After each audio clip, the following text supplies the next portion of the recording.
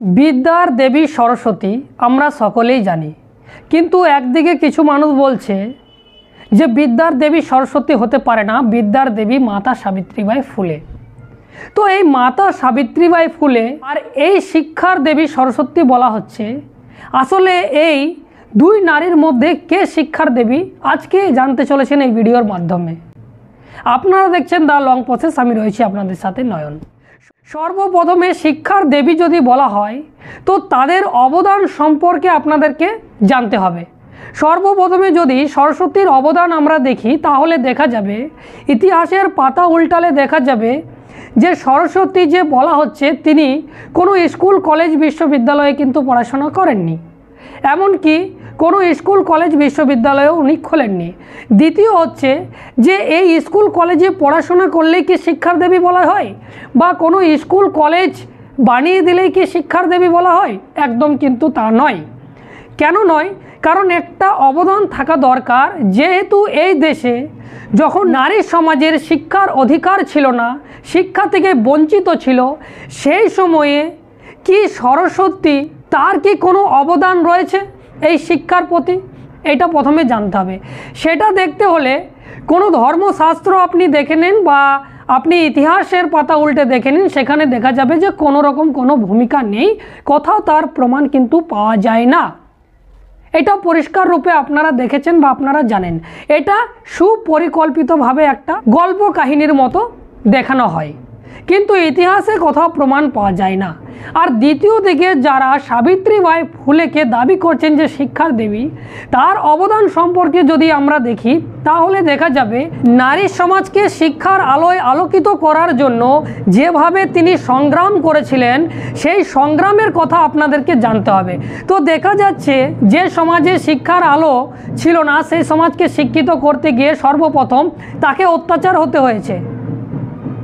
কাদের হাতে অত্যাচার হতে হয়েছে? না, এই দেশের উচ্চ বর্ণীয় সমাজ যারা রয়েছে তাদের হাতে অত্যাচার হতে হয়েছে।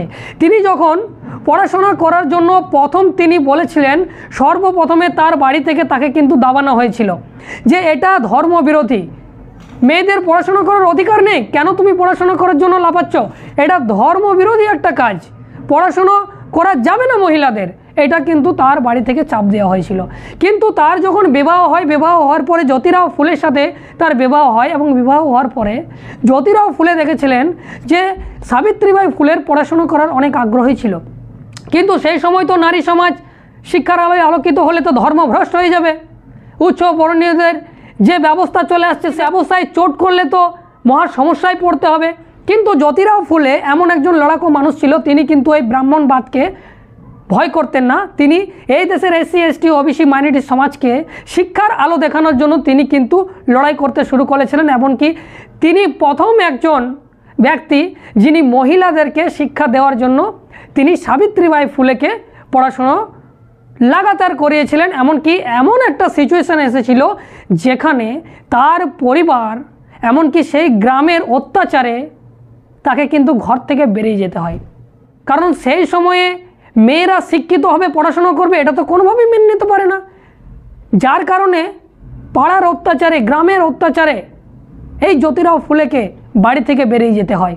এমনকি একজন মুসলমান যার নাম উসমান শেখ, তার বোন ফাতিমা শেখ তার বাড়ি থেকে আশ্রয় নেন এবং সেখানে পড়াশোনা করা শুরু করে দেয়।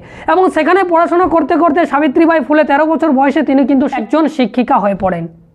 এমনকি শিক্ষিকা হওয়ার পরে তিনি যখন সর্বপ্রথম স্কুল তিনি খুলেছিলেন, সেটা হচ্ছে 1848 সালে প্রথম তিনি স্কুল নির্মাণ করেন। এমনকি সেই 1818 সালে নির্মাণ করা চারটিখানি ব্যাপার ছিল না, সেখানে জাতিবাদী চরম সীমায় ছিল, সেখানে তিনি স্কুল খুলছেন। মানে কত বড় একটা লড়াই তিনি করেছেন, এটা কিন্তু একটা ভাববার বিষয়। তারপরে প্রথম 1854 সালে মহারাষ্ট্রের পুনে জেলায় একটা মহিলাদের জন্য স্কুল নির্মাণ করে। এমনকি তিনি যখন পড়াতে যেতেন সেই সময়ে কিছু ব্রাহ্মণ্যবাদী মানসিকতার মানুষ, কিছু ব্রাহ্মণ্যবাদীর দল, তারা গোবর এবং কাদা ছুঁড়ে মারত তাকে। এমনকি তিনি সাবিত্রীবাই ফুলে দুটো শাড়ি নিয়ে যেত, একটা শাড়ি প্রত্যেক দিন সেই কাদা মাখানো গোবর মাখানো শাড়ি আবার খুলে নতুন একটা শাড়ি পরে স্কুলে সেই স্টুডেন্টদের পড়াতেন, সেই ছাত্রছাত্রীদের পড়াতেন, আবার বাড়ি ফিরে আসতেন। তো এটা রোজকার রুটিন ছিল যে যখনই তিনি পড়াশোনা করানোর জন্য স্কুলে যেতেন তখনই কিন্তু সেই পথের ধারে ব্রাহ্মণ্যবাদী মানসিকতার মানুষ, কিছু ব্রাহ্মণ্যবাদী দল, তারা পার ডে গোবর ছড়িয়ে দিতেন, না হলে কাদা ছুঁড়ে দিতেন। কিন্তু তার মধ্য দিয়েও তিনি কিন্তু পড়াশুনো চালিয়ে গেছেন, তিনি কিন্তু একবারও রুখে দাঁড়াননি। একবার এমন একটা সময় ছিল যেখানে একজন সাবিত্রীবাই ফুলের একজন ব্রাহ্মণ তার হাত ধরে নিয়েছিল। এমনকি সাবিত্রীবাই ফুলে এমন একজন যোদ্ধা ছিল, সেখানে তাকে কিন্তু একটা চড় লাগিয়েছিল।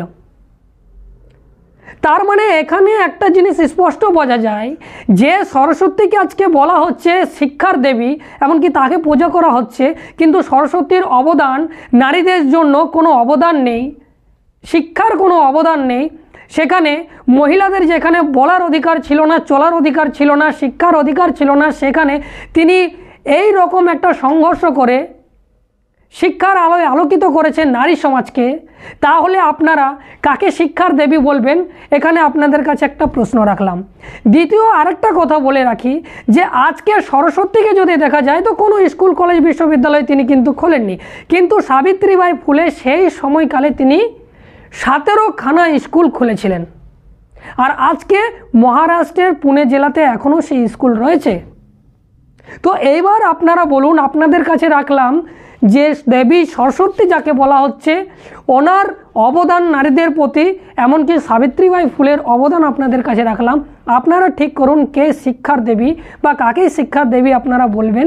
আপনারা অবশ্যই এই বিষয়ে আপনাদের মতামত রাখবেন। আপনারা দেখছিলেন দ্য লং প্রসেস, আমি ছিলাম আপনাদের সাথে নয়ন। এখন এই পর্যন্তই, ধন্যবাদ।